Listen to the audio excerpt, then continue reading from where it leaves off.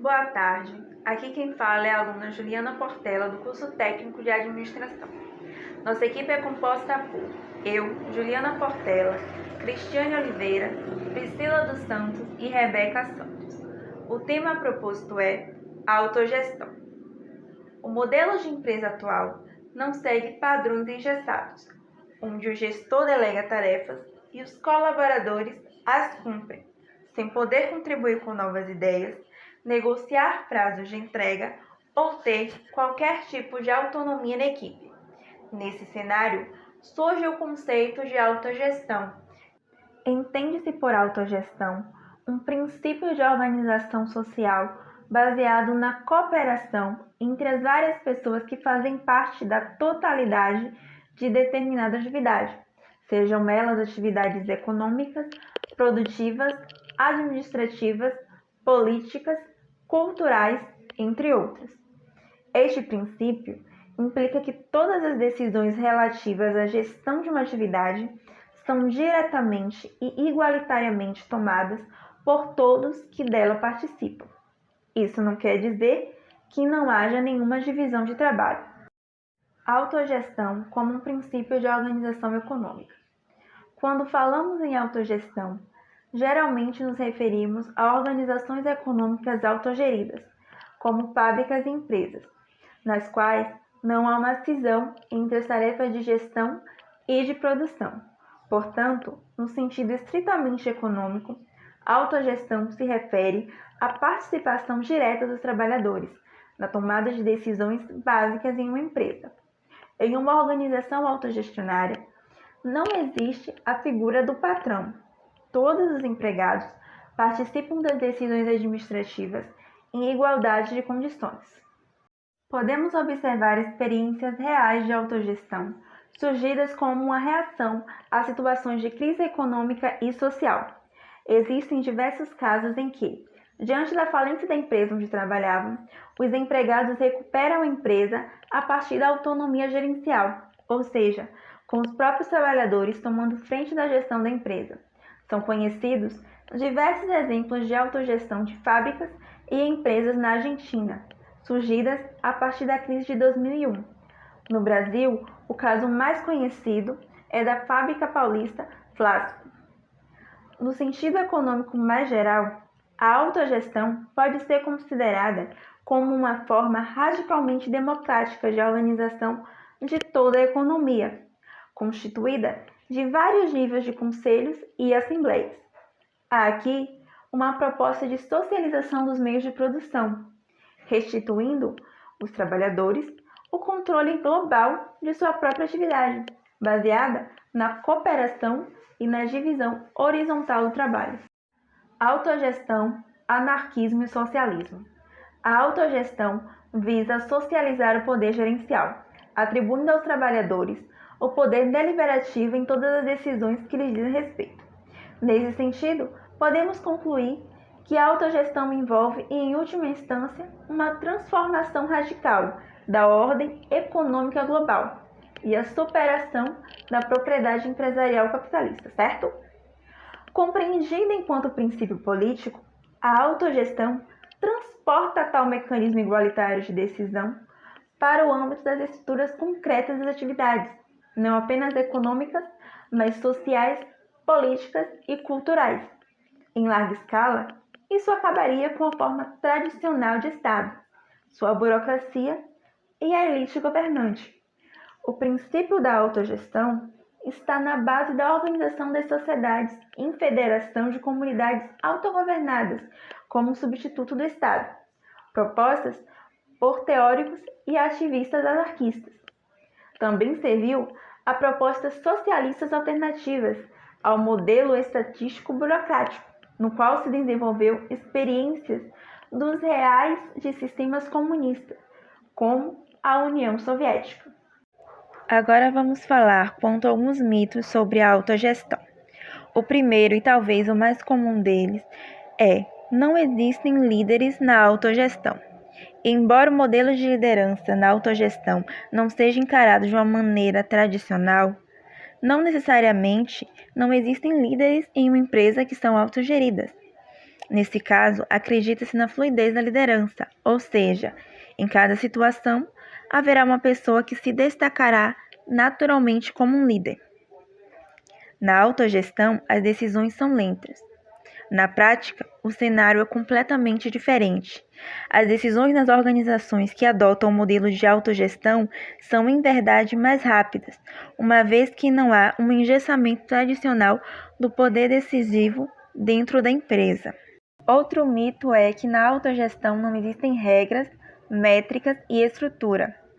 Inicialmente, vale relembrar que a autogestão parte do princípio do estabelecimento de um acordo coletivo de regras, que recaem sobre todos os participantes da empresa. Dessa maneira, não cabe dizer que uma organização autogerida não possui regras. É necessário que a equipe trabalhe seguindo os princípios e normas que foram acordados. E para dar continuidade com a lista, aqui temos que uma equipe precisa ser madura antes de ser autogerida. Na autogestão, todos são iguais e as pessoas não querem responsabilidade e autonomia, o que na prática pode ocorrer em qualquer empresa, não somente em uma empresa onde há a autogestão.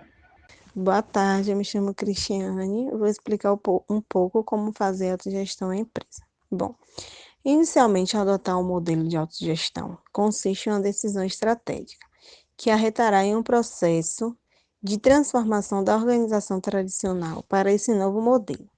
Esse processo geralmente é gradual e toma tempo. Não basta apenas comunicar à equipe que, a partir de então, esta será dotada de autonomia para tomar decisões.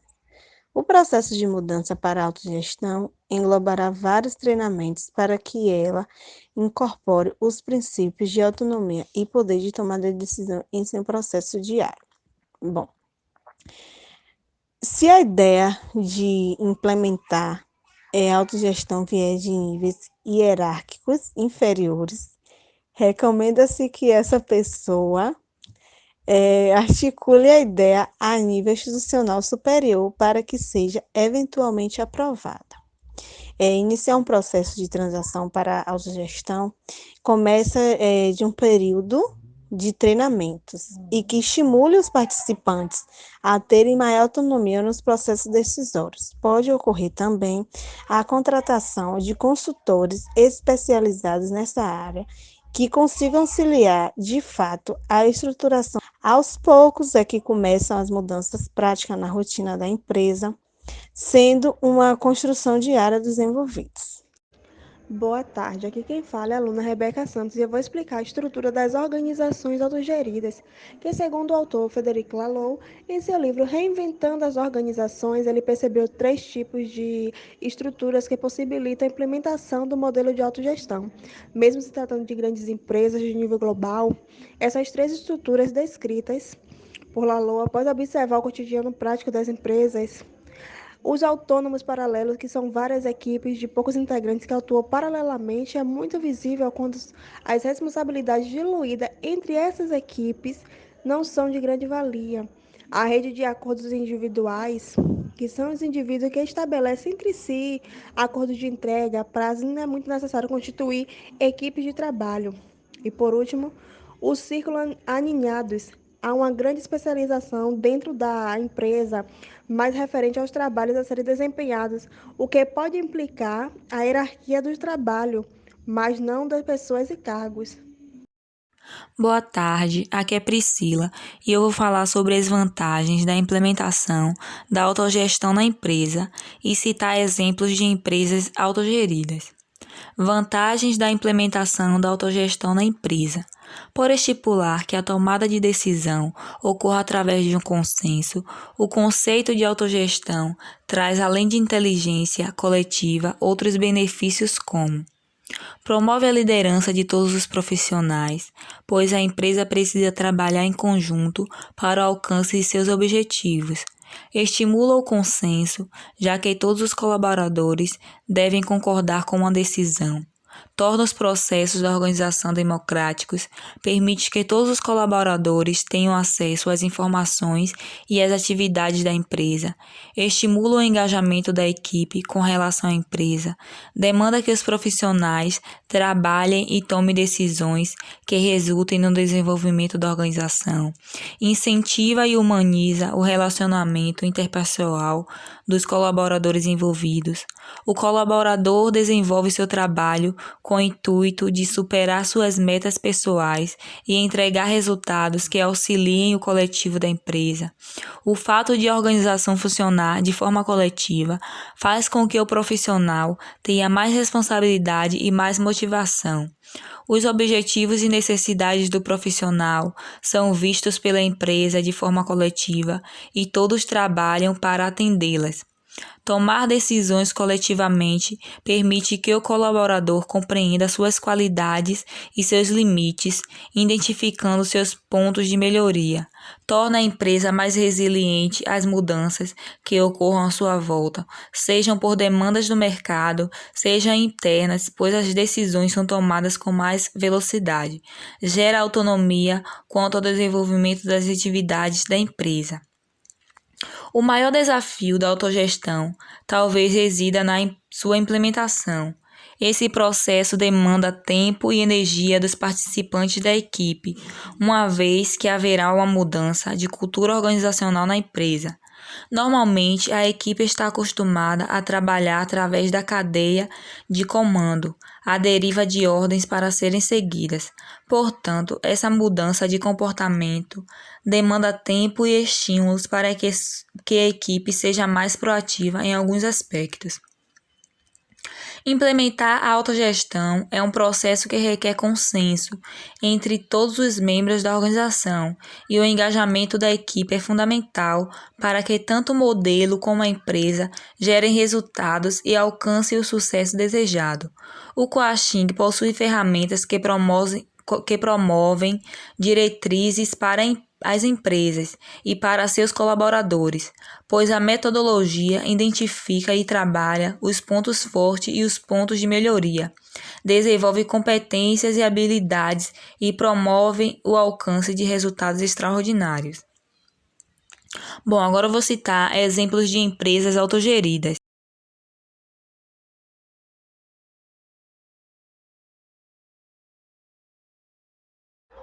A apresentação fica por aqui. Obrigado por chegar até o final. O link com a parte escrita do trabalho se encontra disponível na descrição do vídeo. Bons estudos!